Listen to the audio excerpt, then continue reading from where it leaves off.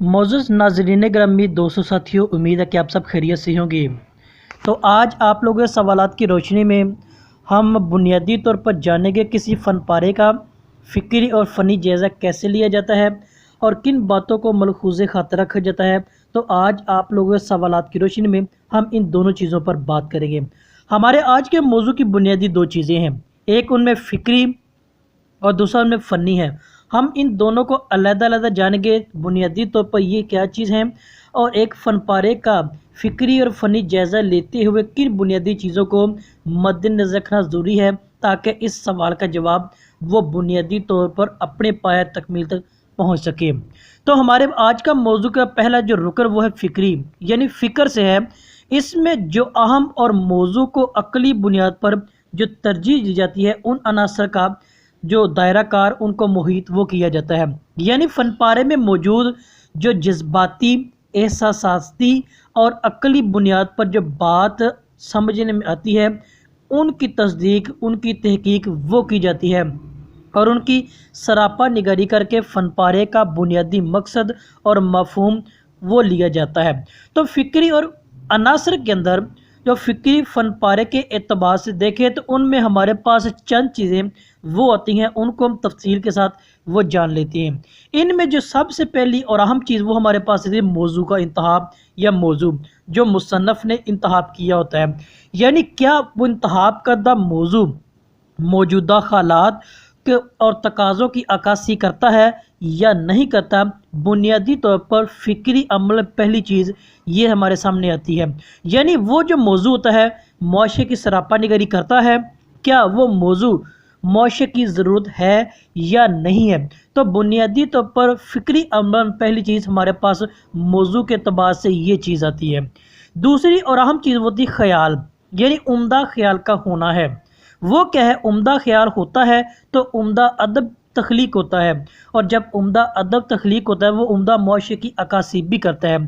तो लिहाजा दूसरी और अहम चीज़ है कि उम्दा फ़न पारे के फ़िक्री अनासर में हमारे पास क्या है, उसके उम्दा ख्याल होने की है, जो मुसन्नफ़ की जो अंदरूनी यानी दाखिली और ख़ारजी हैसियत की अक्कासी भी करती है। यानी ये जो चीज़ होती है उम्दा फ़न पारे की तर्जमानी करने के अतबार से अपनी मिसाल वो आप होती है। तीसरी और अहम चीज़ वो हमारे पास होती है जज्बात निगारी है, यानी जो एहसासात जो फीलिंग्स पर मबनी होती हैं, वो चीज़ फ़िक्री अनासर में तीसरी और अहम चीज़ है, यानी लोगों के और मुआशरे के एहसासात की तर्जुमानी की जाती है। यानी अदब बराए अदब नहीं बल्कि अदब बराए ज़िंदगी का जो उनसर है वो होना लाजम है, जो फ़िक्री अनासर में जो हमारे पास अपनी मिसाल आप और तीसरे नंबर पे अहम जज्बात निगारी के हवाला से है।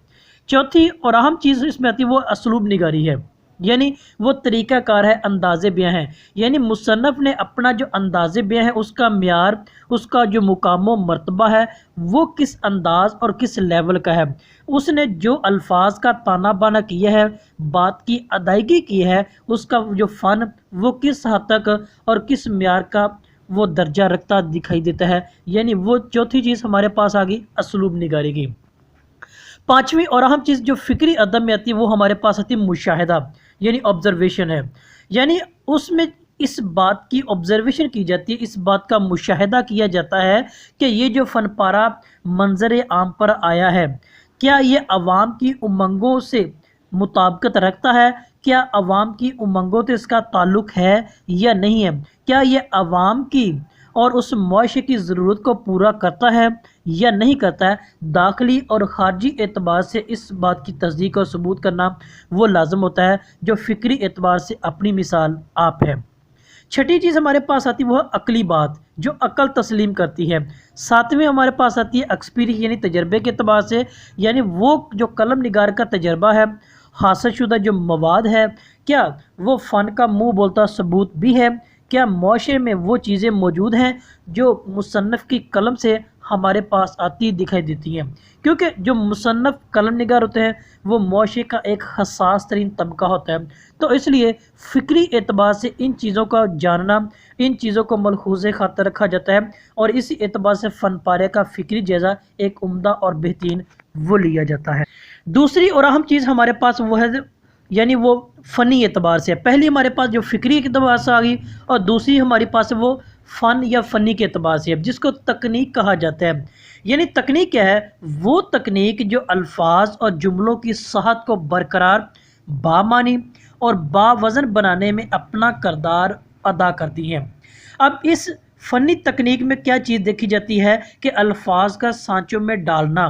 جو مصنف نے، قلم نگار نے جو الفاظ کا انتخاب کیا ہے، اس نے وہ کس لحاظ سے اس کی حیت، اس کی شکل و شباہت کو کس انداز میں بیان کیا ہے، بنیادی طور پر یہ چیز منظر یہاں پر ہے۔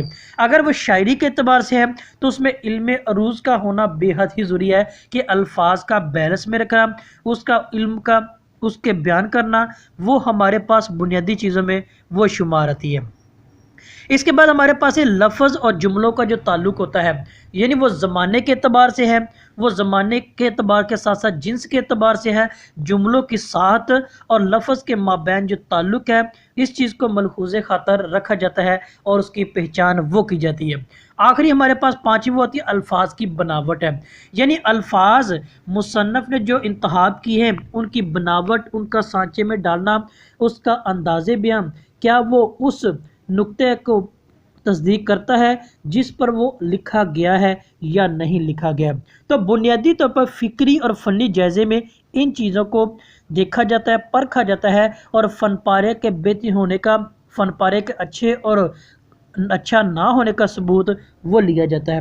بنیادی طور پر مزید ہم آج اس بات کو دیکھتے ہیں، دیکھا بھی ہے کہ بنیادی چیزیں فکری اور فنی جائزے میں کون سی ہوتی ہیں، کو کس اعتبار سے فن پارے کا جائزہ وہ لیا جاتا ہے۔